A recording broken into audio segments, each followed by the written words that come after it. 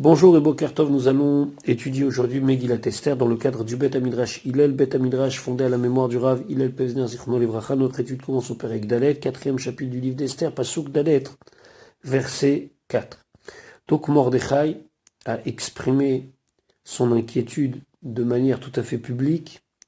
Il est dans la rue, à la porte du palais, habillé avec cette espèce de sac en toile de jute, et on peut entendre ses cris, ou alors ses cris ça peut être cette filote, ou ses cris ça peut être cette manière de manifester et de dire à tout le monde ce qui se prépare contre les Juifs. Et donc maintenant on va voir comment Esther, elle, va réagir à cela. Tout d'abord, Pasuk Dalet, Vatavona, elles sont venues, elles sont rentrées. Ça veut dire qu'il y avait des personnes qui travaillaient pour Esther, et ces personnes-là sont venues lui dire qu'est-ce qu'il en était avec Mordechai. Donc Vatavona, elles sont venues, Naharot Esther, les jeunes filles qui étaient au service d'Esther, Vesaricea et ses eunuques, Vayagidoula, ils lui ont dit. Réaction d'Esther, Vatitchalchal Hamalka Meod. Elle s'est mise à trembler, la reine, beaucoup. Elle en est tombée malade d'apprendre cela. Vatishlach Begadim, elle a envoyé des habits, les Albish et Mordechai, afin d'habiller Mordechai, pour qu'il puisse rentrer au palais, puisque c'était une des raisons pour lesquelles il était à la porte du palais, c'était pour pouvoir discuter avec Esther, ou l'assir Sako Me'alav, et d'enlever son sac, cette toile de jute qu'il avait sur lui, Vélo Kibel, mais lui n'a pas accepté. Déjà, juste pour la beauté de l'explication, on sait très bien que Esther avait 7 jeunes femmes à son service, puisque lorsque il y a eu le concours pour choisir la future reine, chacune des candidates avait le droit à 7 jeunes femmes pour la servir. Et donc ces 7 jeunes femmes sont restées au service d'Esther. Elles sont appelées Naharot Esther. Vesaricea, Saricea ici ce sont les eunuques, mais c'est surtout les confidents, les gens les plus proches de la reine. Ils étaient au nombre de 3. 7 plus 3, ça fait 10. Vous savez que des fois, dans les textes de la Torah ou du Tanakh, il y a le ktiv et il y a le kri. Il y a comment le mot est marqué, le ktiv, et il y a comment le mot est lu, le kri. Vatavona est écrit avec un yud dans les Megillot. Si vous prenez une Megillah en parchemin, vous allez voir que c'est avec un yud. Yud qui n'est pas lu, mais yud qui est de valeur numérique 10, et le même Loès dit, c'est parce qu'elle avait à son service 10 personnes. En tout cas, ces personnes-là, en tout cas une partie d'entre elles, Yagidoula, ils lui ont dit. Comment ça se fait qu'elle n'était pas au courant précédemment? Alors, première explication, Esther était complètement enfermée dans ses appartements, elle ne cherchait pas à avoir des contacts avec qui que ce soit, ni à l'intérieur du palais, ni à l'extérieur du palais. Elle n'était pas mêlée aux décisions d'Achashverosh, au contraire, elle avait sûrement dû prendre ses distances physiques avec lui, donc il n'y a pas de raison logique au fait qu'elle doit être au courant de tout ce qui se passe au palais. Deuxièmement, on peut dire que Vayagidoula, c'est simplement une des missions qu'avaient ces jeunes femmes et ses conseillers, c'était de la mettre au courant des nouvelles du royaume. Comme aujourd'hui, chacun des gens importants de ce monde a une personne qui est chargée de lire la presse et de le mettre au courant de ce qui se passe.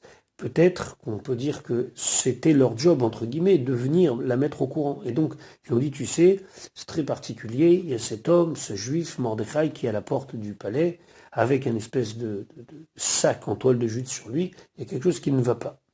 Il y a peut-être aussi une piste qui est amenée dans certains Mefarshim, que tout le monde savait qu'il y avait un lien entre Esther et Mordechai, même s'ils ne savaient pas que c'était un lien de sang, ils savaient au moins qu'il y avait un lien du fait que Esther n'avait jamais caché qu'elle avait grandi adopté chez Mordechai, sans préciser le lien qu'il pouvait avoir entre eux.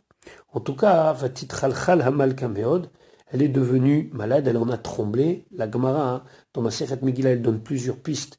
Qu'est-ce que ça veut dire Vatitchalchal Hamalka Meod? En tout cas, la mauvaise nouvelle qui vient subitement, et cette mauvaise nouvelle pour l'instant, elle est uniquement sur le fait que Mordechai est en train de crier que les Juifs vont être tués, etc., a entraîné que immédiatement, elle a commencé à trembler, à se sentir mal et à perdre vraiment le contrôle, comme quelqu'un qui va presque s'évanouir. Il y a d'autres raisons, il y en a qui disent qu'il est venu Nida, certains disent qu'elle a perdu un bébé à ce moment-là. Mais en tout cas, ce qu'il faut souligner ici, c'est que lorsqu'elle va rentrer chez le roi, elle ne va pas être au plus fort de sa forme, puisque dans quelques psukim, on verra qu'elle va rentrer chez le roi pour demander les fameux rendez-vous.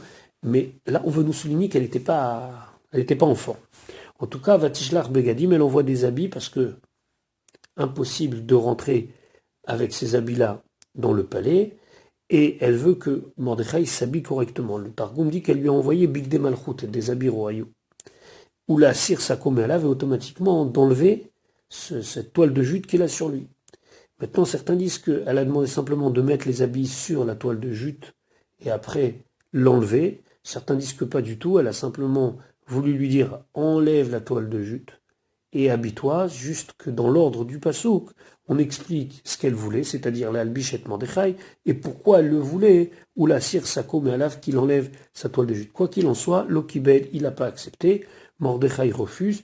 Pourquoi? Parce que le Midrash nous dit que Mordechai, il a dit que tant qu'Akadosh Baruch Hu l'aura pas exaucé, alors il n'arrêtera pas.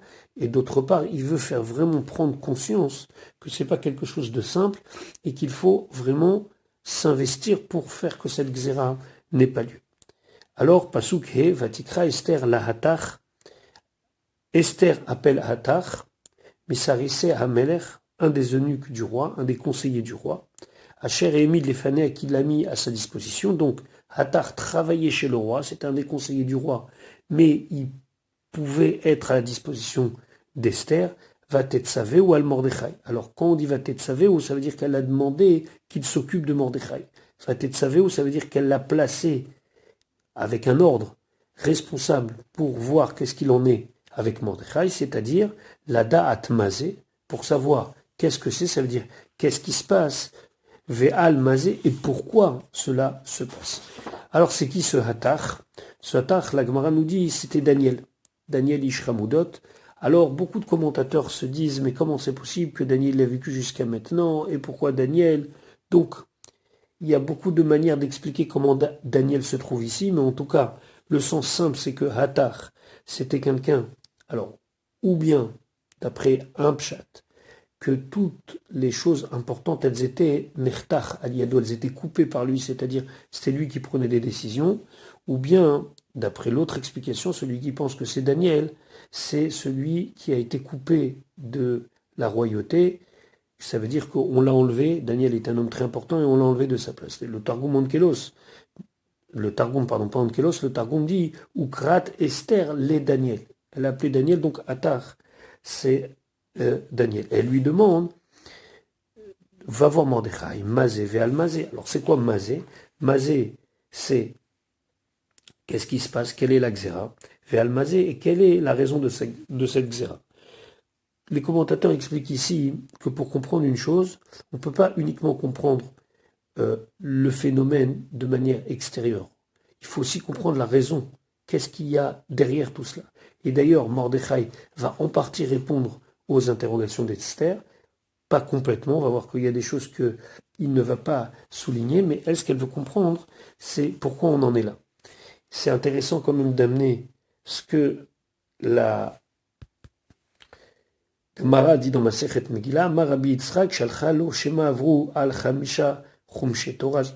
Peut-être que tout ça s'est arrivé parce que les Bnei Israël ont transgressé les 5 livres de la Torah, Dirtiv, Bahem, sur lesquels c'est marqué Misé ou Mizen Ketuvim. De là et de là, ils sont écrits. On parle des Luchot, c'est dans Parashat Kitissa, où les Luchot, les tables de la loi, de chaque côté, Misé, Mizem, Ketuvim, ils étaient écrits. Et là, on a Misé ou Misé. Et dans notre passouk, on a Mazé et Mazé. Alors la Gemara, elle fait un parallèle entre les Luchot, les tables de la loi, la Torah, les Chamisha Chumshe Torah. Et ce qu'elle demande, elle dit non, alors peut-être que ça veut dire qu'ils ont transgressé la Torah, et c'est pour ça qu'elle dit la date Mazé, Ve'al Mazé, pour faire référence à Misé ou Misé, Hem Ketuvim. En tout cas, Pasuk Vav, Vayetse, il est sorti, Hatach el Mordechai. Hatach est sorti vers Mordechai pour parler avec lui. El Rechov Haïr, dans la rue de la ville, c'est-à-dire c'était une espèce de place publique. Ici, Rechov, c'est Milachon Rachav, ça veut dire quelque chose de large.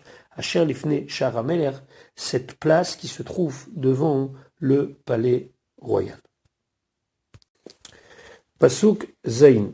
Donc, Hatach s'adresse à Mordechai, et Mordechai, Vayagedlo, il lui dit, Mordechai, et kol asher karaou, tout ce qu'il s'est passé.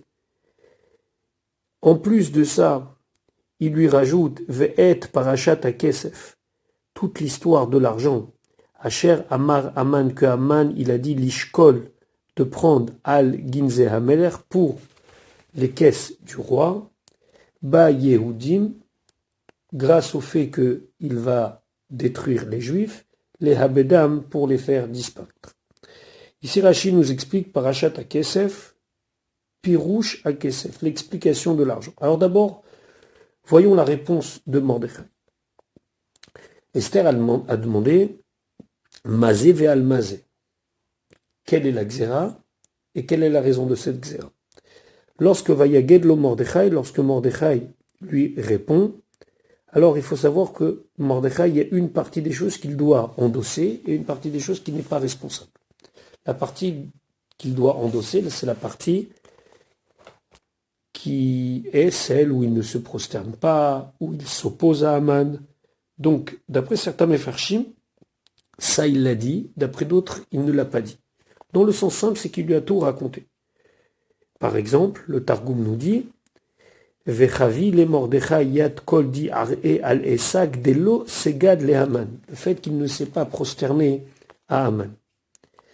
D'autre part, d'autres Mefarshim expliquent que Vayaged lo Mordechai, Mordechai il a mis surtout l'accent sur le comportement des Bnei Israël. Pourquoi on en est là?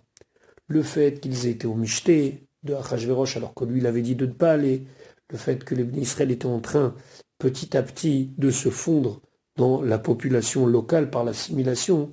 Et ça, Mordechai, il a voulu souligner à Hatar, qui, d'après un avis de la Gemara, c'est Daniel, voilà la raison pour laquelle on en est arrivé là. Donc, Vayagedlo Mordechai, on peut comprendre qu'il a simplement raconté ce qui s'est passé, comment lui et Haman sont arrivés à cette relation conflictuelle qui a entraîné au fait que Haman veuille détruire tout le peuple d'Israël, ou bien simplement souligner sur quoi la Xéra est tombée. Quelle a été la raison de cela?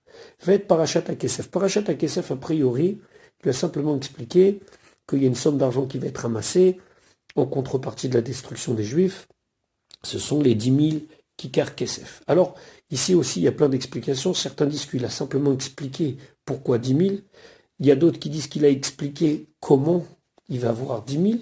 Mais il y a aussi un Mefaresh qui explique et qui dit en vérité, cette histoire de l'argent n'était pas très connue. Personne ne savait qu'en vérité, il y avait aussi quelque chose de financier derrière tout cela, quelque chose d'économique.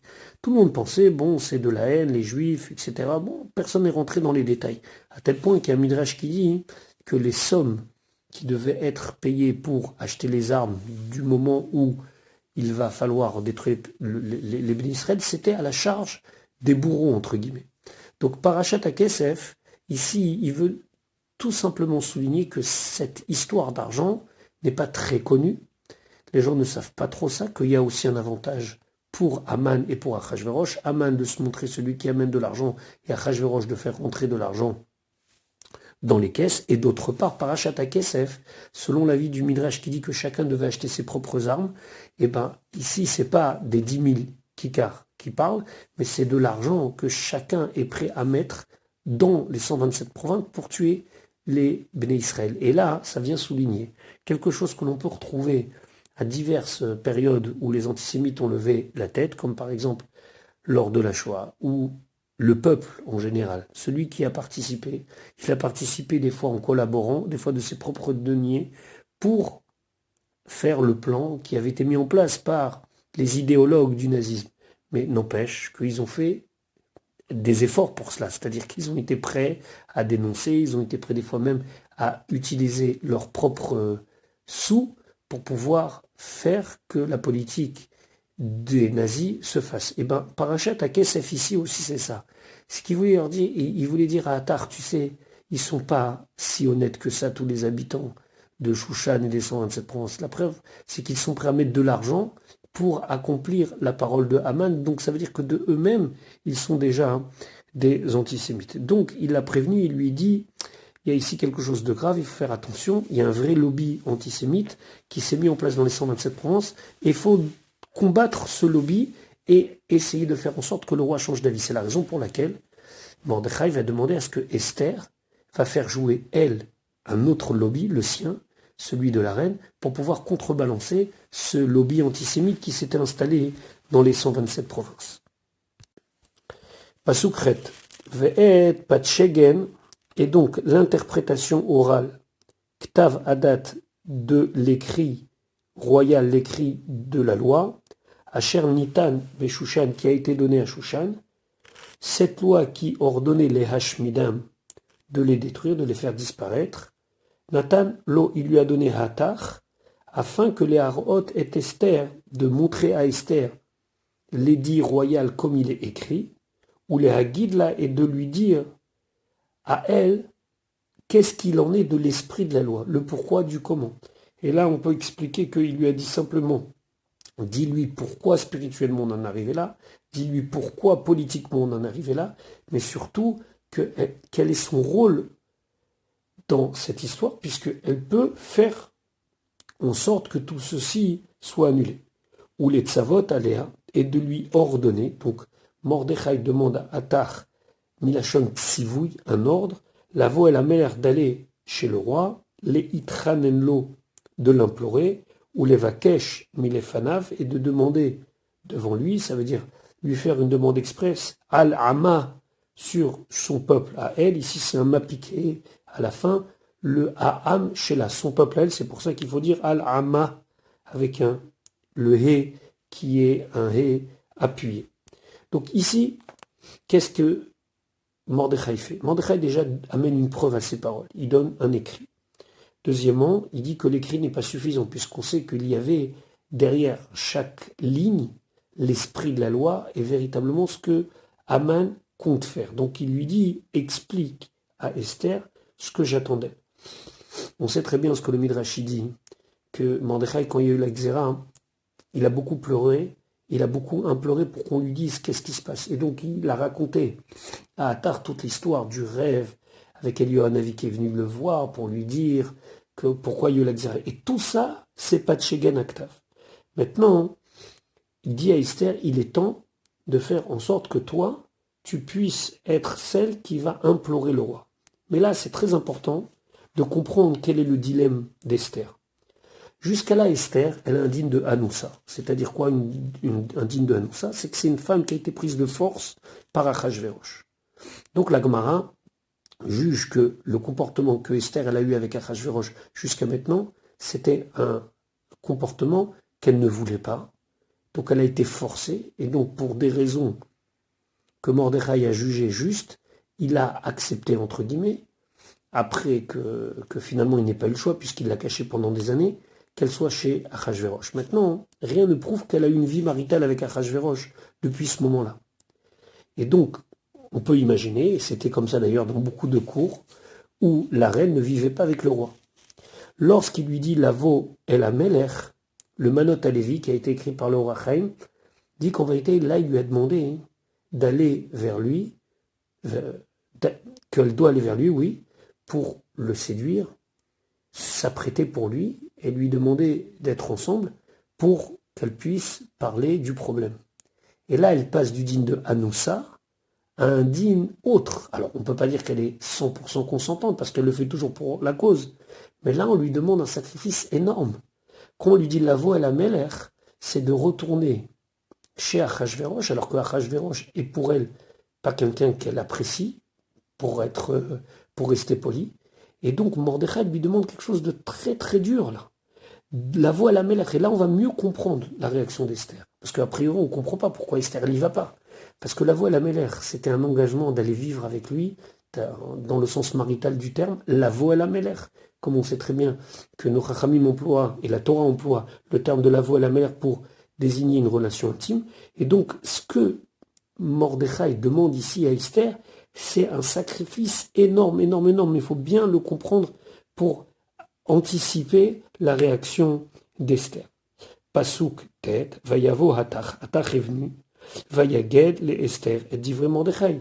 Il a dit à Esther. Les paroles de Mordechai, tout ce que nous avons vu dans le pasuk Zayin Chet, c'est un pasuk de transition. Maintenant, nous allons voir, Bezrat Hashem, dans notre prochain cours, la réaction d'Esther et le dialogue qui va s'instaurer entre Esther et Mordechai, par intermédiaire, jusqu'à la décision d'Esther finale d'accepter ou pas d'aller chez le roi Achashverosh. Je vous souhaite une bonne journée et Bezrat Hashem, à demain pour notre prochain post.